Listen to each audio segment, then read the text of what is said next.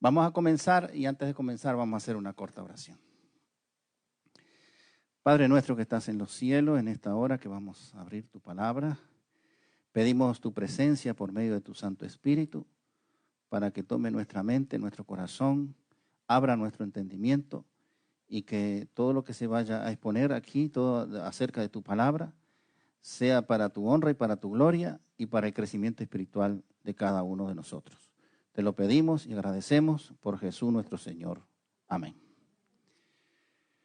El tema de esta mañana lleva por título El cierre de la puerta de la gracia. Y el versículo que se leyó está en Efesios 2, 8, 9, capítulo 2, versículos 8 y 9, donde dice, porque por gracia sois salvo por medio de la fe, y esto no de vosotros, pues es don de Dios, no por obras, para que nadie se gloríe. Posiblemente ustedes hayan escuchado acerca de la gracia, hayan escuchado acerca del cierre de la puerta de la gracia, pero hay muchos cristianos que no tienen claro qué es la gracia y qué es el cierre de la puerta de la gracia. ¿Cuándo va a tener lugar el cierre de esa puerta? Entonces, si nosotros comenzamos haciéndonos la pregunta, ¿qué es la gracia? Bueno, si vamos al Antiguo Testamento vamos a encontrar que es la misericordia de Dios, es la clemencia de Dios, la bondad, el amor de Dios hacia el pecador. Allí, por ejemplo, lo podemos leer en el Salmo 86:15, Salmo 103:8 y Salmo 107:1, que básicamente los tres salmos dicen, mas tú, Señor, Dios misericordioso y clemente, lento para la ira y grande en misericordia y verdad. Así nosotros más o menos tenemos una idea de lo que es la misericordia. Si vamos al Nuevo Testamento, vamos a encontrar que la misericordia de Dios es el amor salvador de Dios disponible para todo pecador, para todo ser humano. Es el favor divino otorgado libremente por Dios. Es un don de Dios, como lo leímos recién en Efesios 2, 8 y 9. Y un don significa un regalo de Dios. Así que Dios da la gracia en forma incondicional. Eso significa que el ser humano no tiene que acumular puntaje, no tiene que hacer obras para ganarse el cielo, para ganarse la salvación, para recibir perdón de Dios. Y sabemos nosotros que hay muchos cristianos que creen justamente eso, que tienen que hacer obras buenas, que tienen que hacer obras filantrópicas para que Dios se compadezca de ellos y entonces luego le dé la gracia al Señor. Y eso no es así. Nosotros vamos a obrar bien porque ya somos salvos en Cristo Jesús. Es decir, vamos a obrar en armonía con su palabra, con sus mandamientos, con su promesa, porque el Señor ya nos alcanzó con su gracia. ¿Ve? Entonces, ahí nosotros tenemos que estar claro. Y obviamente, como la gracia es un regalo de parte de Dios, es un don de Dios, la gracia es gratuita. Y eso lo encontramos allí en Romanos capítulo 3, versículo 24. Siendo justificados gratuitamente por su gracia mediante la redención que es en Cristo Jesús nuestro Señor. ¿Ve? Ahora, otro detalle importante acerca de la gracia que nosotros tenemos que tener bien claro. ¿Desde cuándo está disponible la gracia de Dios? Hay millones de cristianos que repiten y predican de que ahora nosotros estamos bajo la gracia y no estamos bajo la ley. Porque en Cristo es así, dicen ellos. En Cristo nosotros estamos bajo la gracia, no estamos bajo la ley. Entonces da la sensación de que la gracia de Dios comenzó cuando Cristo se hizo hombre. Y entonces ellos dicen, bueno, y en el Antiguo Testamento, de decir, antes de Cristo, ¿qué pasaba? Ah, no, ahí imperaba la ley, solamente la ley. ¿No había gracia? ¿Qué dicen ustedes? Antes de Cristo, antes de que Cristo se encarnara, ¿había gracia? ¿Sí o no? Bueno, y eso es algo que nosotros debemos tener muy claro. Hay varios textos, voy a leerlos rapidito. Por ejemplo, Tito 1, versículo 2 dice, en la esperanza de la vida eterna, la cual Dios, que no miente, prometió desde antes del principio de los siglos. Y bueno, a lo mejor ustedes no pueden entender, ¿y qué será eso de antes del principio de los siglos? Efesios 1:4, según nos escogió en él antes de la fundación del mundo, para que fuésemos santos y sin mancha delante de él. Aquí está hablando entonces algo más claro, antes de la fundación del mundo. Vamos a leer otro más. Segunda de Timoteo, capítulo 1, versículo 9. Quien nos salvó y llamó con llamamiento santo, no conforme a nuestras obras. ¿Ve? Aquí otra vez, las obras están aparte. Las obras no cuentan para Dios. En primer lugar no cuentan. Sino que según el propósito suyo y la gracia que nos fue dada en Cristo Jesús antes de los tiempos de los siglos. Otra vez aparece esa palabra antes de los tiempos de los siglos y queda uno medio confuso. ¿Cuándo es eso? Pero primera de Pedro, capítulo 1, del versículo 18 al 20, nos aclara. Sabiendo que fuiste rescatados de vuestra vana manera de vivir, no con cosas corruptibles como el oro y la plata, sino con algo que es incorruptible, que es la sangre preciosa de Cristo Jesús, como de un cordero sin mancha y sin contaminación, ya destinado desde antes de la fundación del mundo. La gracia de Dios estuvo disponible para el hombre y para la mujer antes de la fundación del mundo. Antes de que el Señor creara este mundo, creara todo, comenzara, como ustedes saben allí en Génesis capítulo 1, primero la luz y después va haciendo cada una de las cosas hasta llegar a los animales, que empezando ahí por los peces, las aves, luego los animales y luego finalmente el hombre. Antes de que hiciera toda esa creación, Dios ya había puesto en su plan de salvación, si el hombre caía, había puesto su gracia. De tal manera, como dice Romanos 5:20, donde abundase el pecado, sobreabundase la gracia de Dios. Así que la gracia de Dios estuvo y está disponible desde antes de la fundación del mundo. Así que todos los antiguos, antes de Cristo, también ellos estaban bajo la gracia y también bajo la ley. Y después de Cristo, con Cristo encarnado, hecho hombre, también seguimos bajo la gracia y bajo la ley. Imagínense nada más que un ejemplo sencillo. ¿Cómo sacó el Señor, cómo decidió el Señor sacar a su pueblo de la esclavitud de Egipto? ¿Porque ellos guardaban la ley o por su gracia? Por su gracia, porque ellos no estaban guardando la ley. ¿Cómo los hizo cruzar el Mar Rojo? ¿Por gracia o por ley? Por gracia. La ley fue recién, cuando estaban ya en el monte Sinaí, fue recién allí que le dio la ley al pueblo de Dios. ¿Ves? Así que la gracia ha estado disponible desde antes de la fundación del mundo. Otra pregunta. ¿Cuál es el beneficio de recibir la gracia de Dios? ¿Qué les parece a ustedes? ¿En qué se beneficia el ser humano recibiendo la gracia de Dios?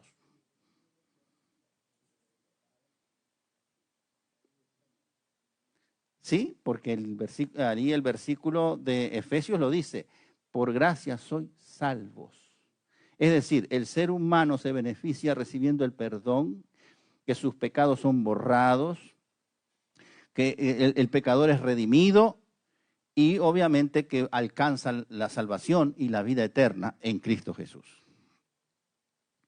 Otro detalle importante, ¿de qué manera el Señor da la gracia, otorga la gracia al pecador arrepentido? ¿De qué manera la da? Porque es algo que no se ve, es algo intangible. ¿De qué manera la da? La hermana dice el Espíritu Santo. Hay un versículo en la Biblia que nos aclara perfectamente esta pregunta. Y se encuentra en Juan capítulo 1, versículo 17. Juan, Evangelio de Juan, capítulo 1, versículo 17. Y dice lo siguiente. Pues la ley por medio de Moisés fue dada, pero la gracia y la verdad vinieron por medio de Jesucristo. Así que la gracia de Dios es dada a través de Jesucristo. Y nosotros conocemos un versículo de memoria. Sin embargo, no lo analizamos bien para entender que allí el Señor está dando su gracia. Y ese se encuentra en Juan 3:16. ¿Qué dice Juan 3:16? De tal manera amó Dios al mundo que ha dado a su Hijo unigénito para que todo aquel que crea en Él no se pierda, mas tenga vida eterna. Vamos a hacer un pequeño análisis. En ese versículo nosotros encontramos a un Dios que ama al pecador. Dice, de tal manera amó Dios al mundo. Cuando dice que ama al mundo, no estamos hablando de montañas, ríos, lagunas y mares y océanos. Estamos hablando de personas. De tal manera amó Dios a las personas, hombres y mujeres, de todo lugar, de toda raza, lengua, credo. Decía, amó a todo el mundo. Que dio. El Señor es el que da. ¿Y qué es lo que da? Su gracia. Ah, pero el versículo no dice que está dando la gracia. No lo dice. El versículo dice que dio a su Hijo. Claro, porque a través del Hijo, ¿qué es lo que está dando? Su gracia. Porque por medio de Jesucristo es la manera que Dios otorga la gracia al pecador. Y luego viene una condición, que eso nos atañe a nosotros, que nos atañe a cada ser humano en este mundo.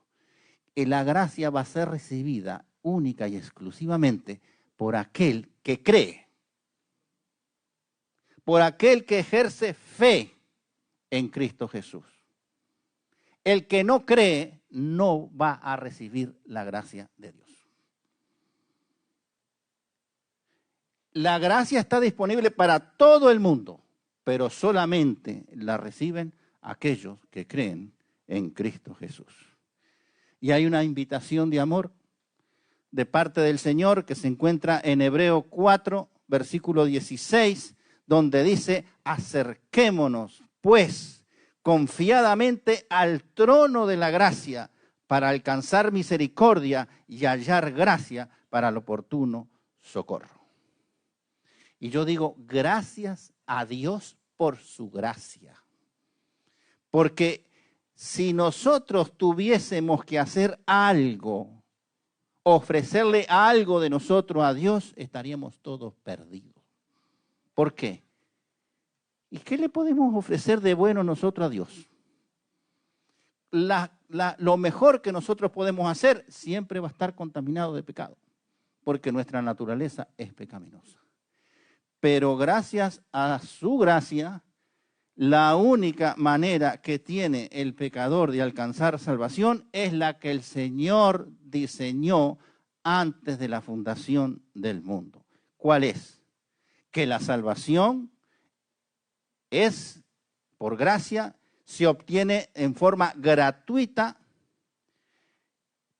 debido al amor y a la gracia de Dios que siente hacia al ser humano que Él creó, pero el ser humano tiene que vivir en la fe en Cristo Jesús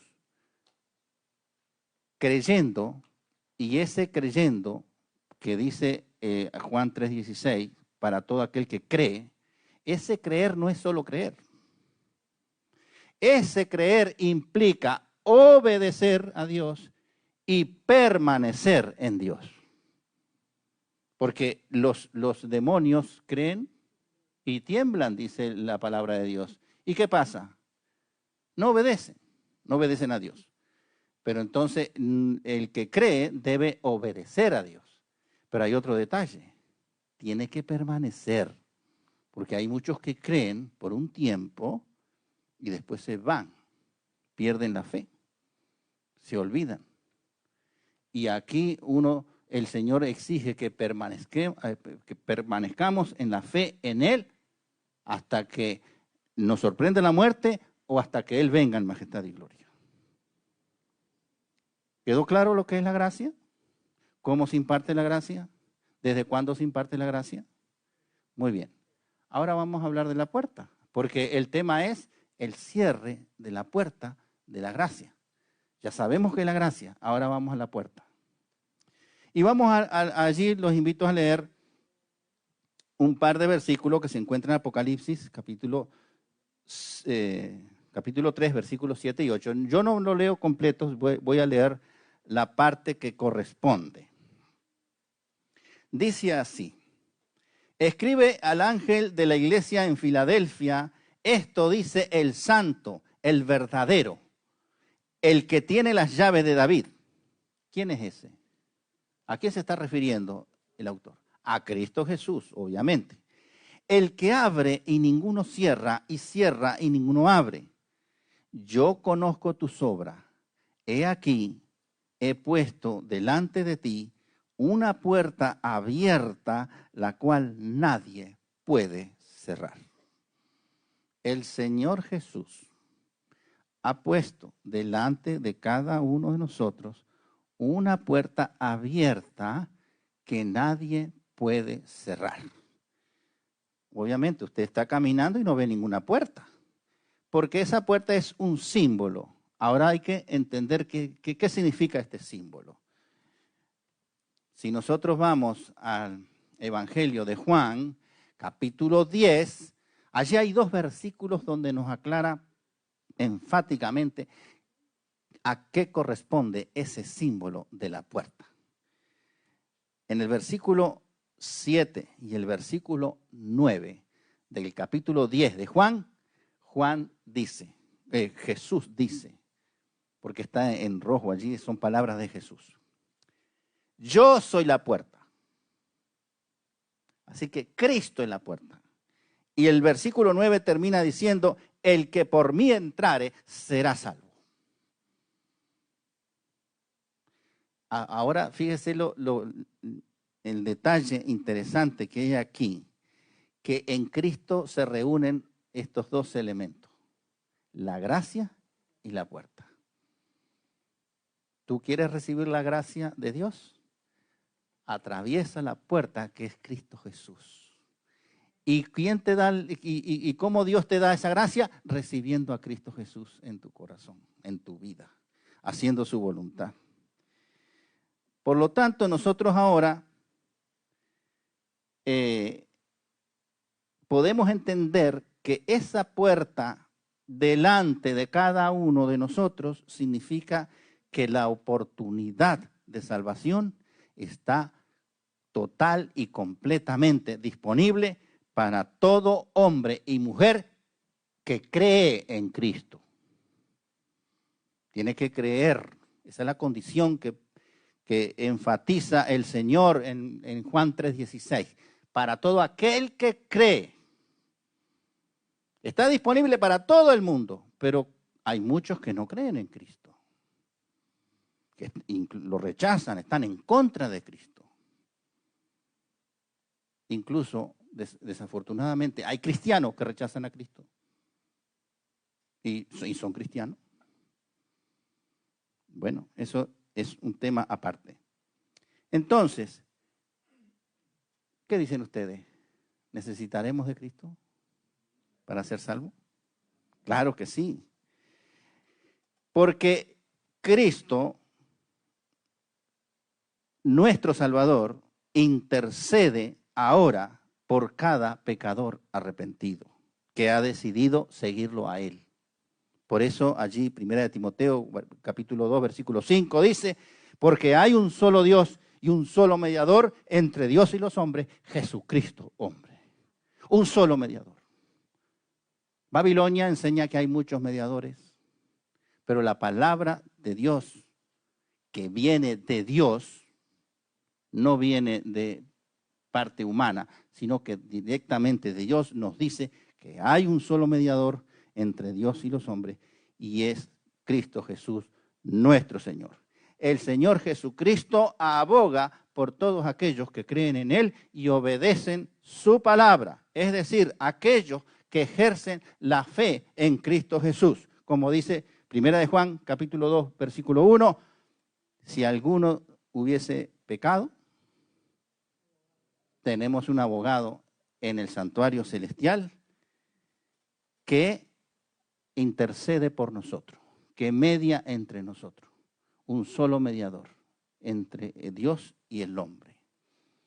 Entonces, ejercer la fe es creer en Cristo, obedecer, y cuando hablamos de obediencia es guardar los mandamientos. Si me amáis, guardar los mandamientos de Dios y permanecer.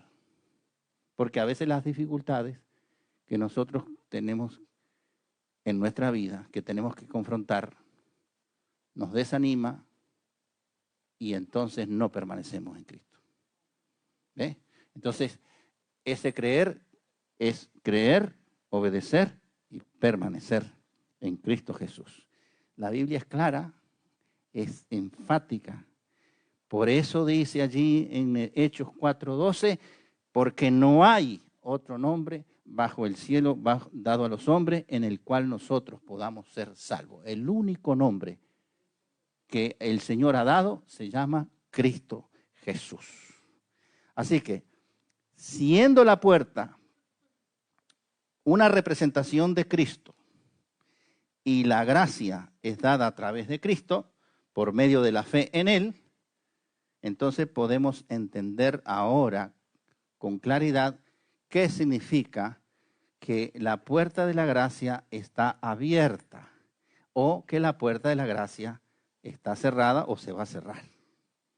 Entonces, que la puerta de la gracia está abierta significa que Cristo aún continúa ministrando en el santuario celestial como sumo sacerdote, intercediendo, abogando por cada pecador arrepentido, no por todo pecador, sino por aquel que se arrepintió y fue a los pies de Cristo, creyó en Él, obedece sus mandamientos, cree en su palabra, cree también en sus promesas. Por ese pecador arrepentido es que Dios, Cristo, está intercediendo, está abogando, está pleiteando en las cortes celestiales. Y esas personas han, obviamente, al creer en Cristo, han aceptado el sacrificio expiatorio de Cristo en favor del pecador. Y por lo tanto, se preparan para permanecer a pesar de los problemas y dificultades que uno en este mundo se confronta diariamente. Y entonces de esa manera la persona arrepentida recibe la gracia divina. Así que mientras la puerta de la gracia permanezca abierta, la salvación por medio de la fe en Cristo continúa disponible para todo ser humano. Así de sencillo. Eso significa que la puerta de la gracia está abierta. Pero ¿sabe una cosa? La puerta de la gracia se puede cerrar. Y hay 3 momentos en la vida del ser humano en que la puerta de la gracia se puede cerrar. Primero, la puerta de la gracia se la cierra el mismo ser humano. ¿Cómo es eso? ¿Que una persona puede cerrarse a sí mismo en la puerta de la gracia? Sí. Hay un versículo en Mateo 12, capítulo 31, que dice que todo pecado y blasfemia será perdonado a los hombres, mas la blasfemia contra el Espíritu Santo no le será perdonado. Aquella persona que blasfemia contra el Espíritu Santo se cerró la puerta de la gracia a sí mismo, en vida. Apocalipsis dice, tienes nombre de que vive, pero estás muerto. Esas son las personas que se han cerrado la puerta de la gracia a sí mismos, siguen vivas, pero ya para Dios están muertos, porque la puerta de la gracia ellos mismos se la cerraron, rechazaron al Espíritu Santo. ¿Cuánta gente hay, incluso dentro de la iglesia adventista, que están diciendo que el Espíritu Santo no es la tercera persona de la divinidad? Y están negando al Espíritu Santo. Les conviene. ¿Por qué? ¿Quién es el que convence de pecado, hermanos? El Espíritu Santo. Y si el Espíritu Santo no existe, ¿quién me va a convencer a mí de que yo estoy pecando? ¿Se da cuenta? Entonces yo puedo salvarme pecando. Eso es lo que quieren las personas y no es así. El Espíritu Santo tiene una función especial. Vino a enseñarnos, vino a guiarnos a la verdad, pero vino a convencernos de pecado. El que lo niega ya estaba blasfemando contra Dios. Y el pecado contra el Espíritu Santo no es un pecado específico, dicho de otra manera. Es cualquier pecado. Cuando la persona se aferra a ese pecado y no lo confiesa. Esa persona puede hacer muchas cosas buenas, pero tiene un pecado escondido que se aferra a ese pecado y no lo confiesa a Dios. Y entonces el Espíritu Santo lo está trabajando con él, mira que estás pecando, mira que estás pecando. Y él sigue en esa actitud. Se aferra, se endurece su mente. Por lo tanto, está rechazando el llamado del Espíritu Santo para arrepentirse. Y ese es el pecado contra el Espíritu Santo. El que no lo quiere confesar. Y puede ser cualquier pecado. No es un pecado específico. Así que ahí tenemos una forma en que la puerta de la gracia se cierra para el ser humano. El mismo ser humano se cierra a sí mismo la puerta de la gracia. La otra forma en que la puerta de la gracia se cierra para tanto el hombre como para la mujer es cuando uno es sorprendido por la muerte. Cuando la persona muere, ya se acabó la gracia. Eclesiastés 9, 5 y 6, ¿qué dice? Los vivos saben que han de morir y los muertos nada saben.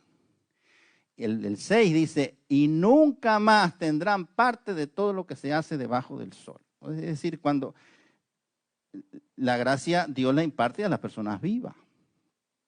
Si la persona no está viva, no puede recibir ninguna gracia. Hay una teoría por allá que ustedes deben conocer que se llama el purgatorio, y hay muchos cristianos que creen en eso, de que la persona se va al purgatorio, se queda allá y por una cantidad de rezos repetitivos y misas y no sé cuánta cosa, a lo mejor se saca de allí y puede ir al cielo. Hermanos, eso es falsa doctrina. Eso no es bíblico.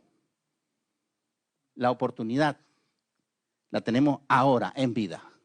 Dios ha puesto una puerta abierta. Él está allí, delante de nosotros, para que nosotros crucemos esa puerta. Y entonces vamos a recibir gracia en Cristo Jesús. Y la tercera, de que la puerta de la gracia se cierra, es cuando Cristo concluye el juicio investigador en el cielo.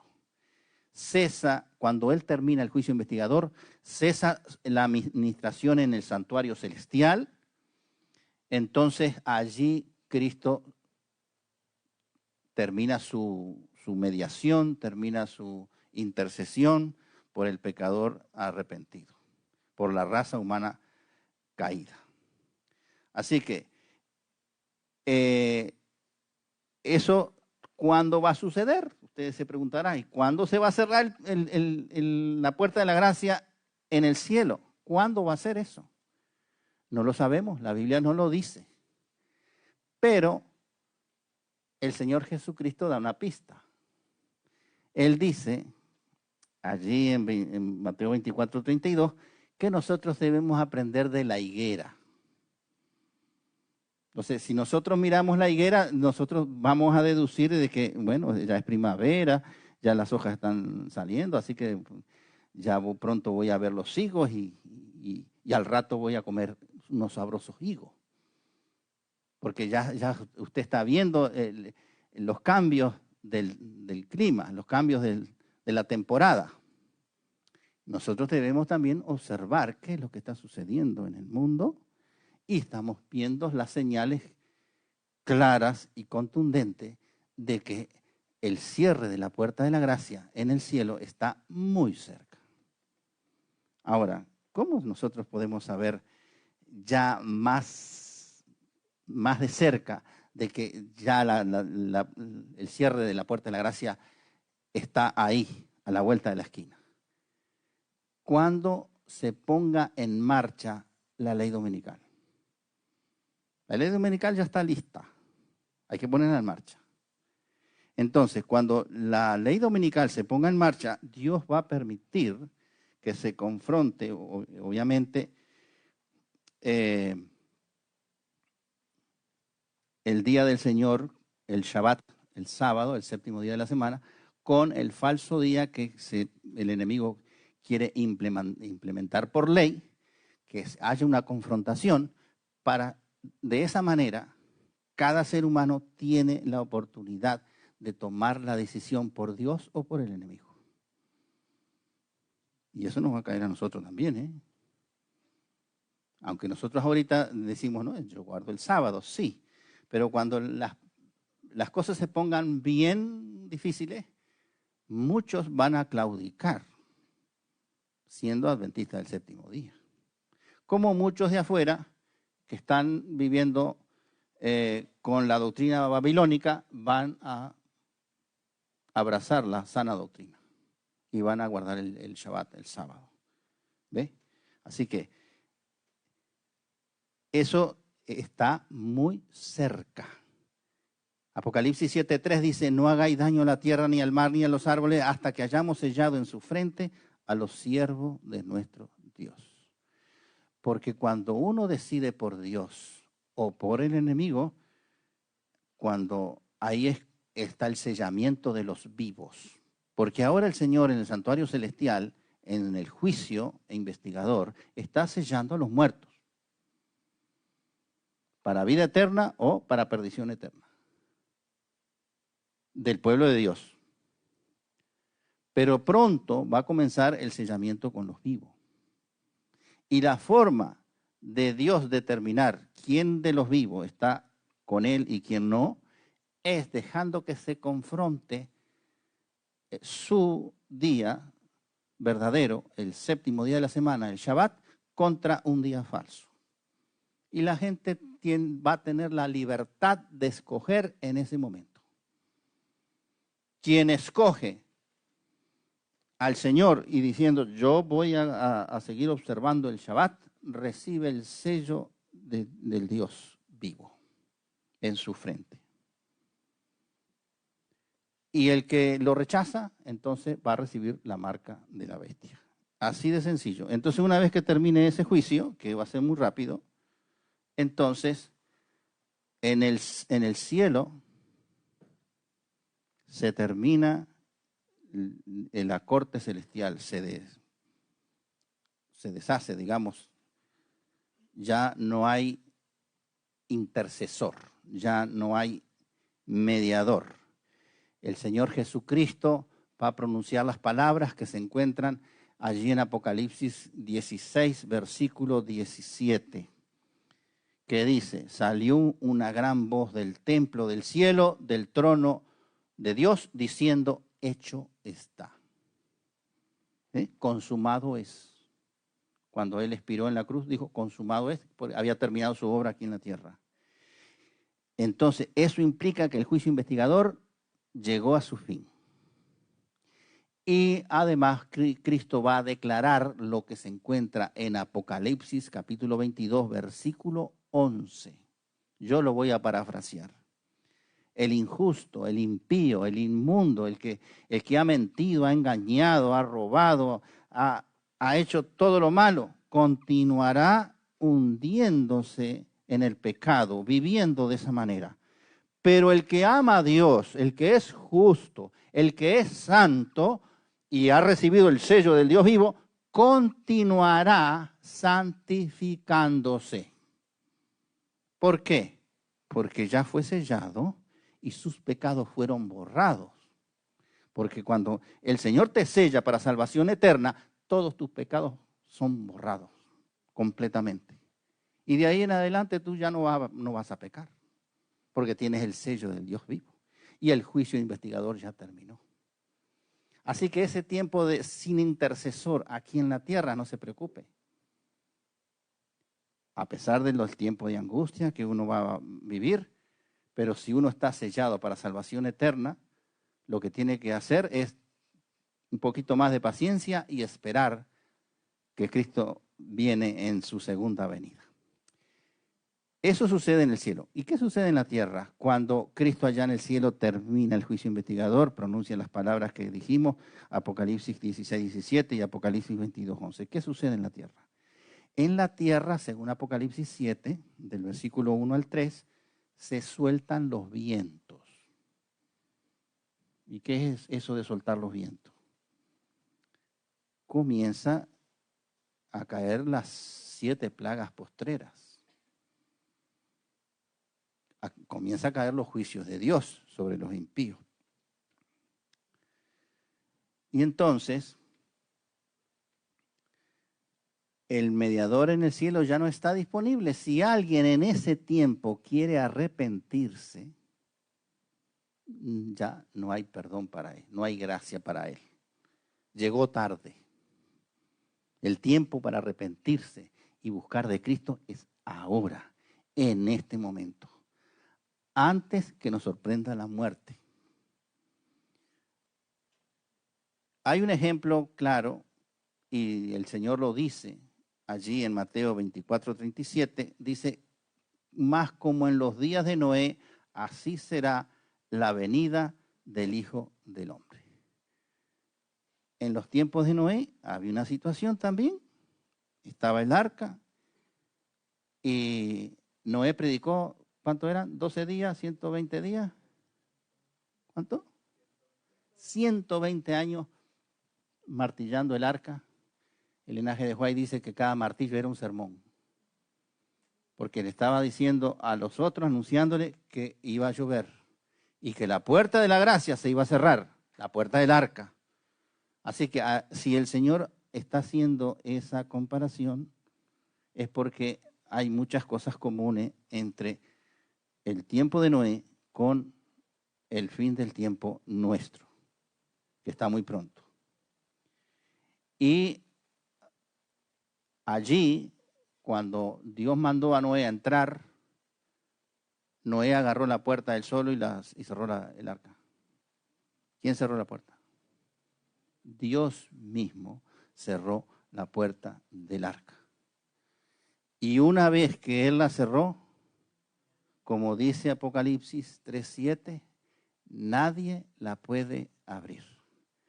Ni el ejército más poderoso de este mundo no va a poder abrir la puerta de la gracia cuando Cristo decida cerrar la puerta de la gracia. Entonces, nosotros tenemos que estar bien claros con esto, porque nosotros estamos viviendo en esta época, nos ha tocado una época de estar viviendo unos momentos muy críticos, muy sublimes. Y el fin de las cosas de este mundo, el fin de este mundo está realmente muy cerca.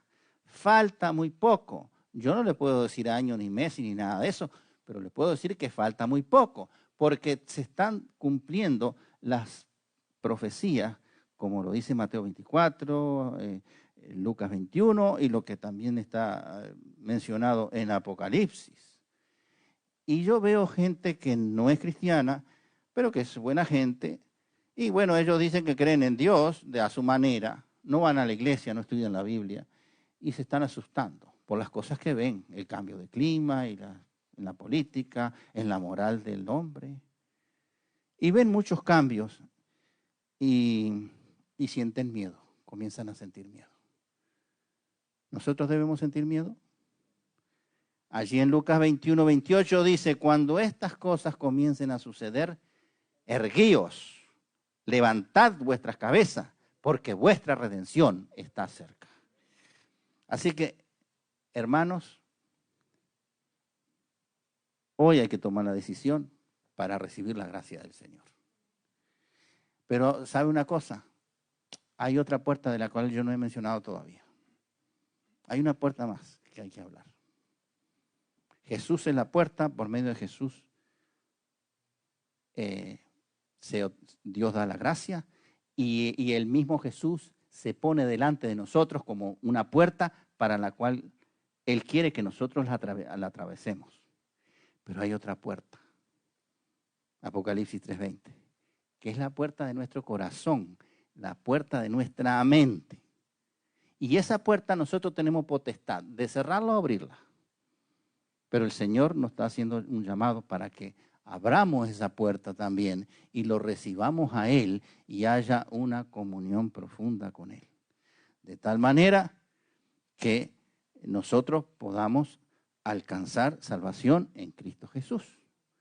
Por eso allí en Hebreos 4:7 dice, si oyereis hoy su voz, la voz de Dios, la voz del Espíritu Santo, que te está llamando al arrepentimiento, que te está llamando a que tomes una decisión, ¿cómo termina el versículo?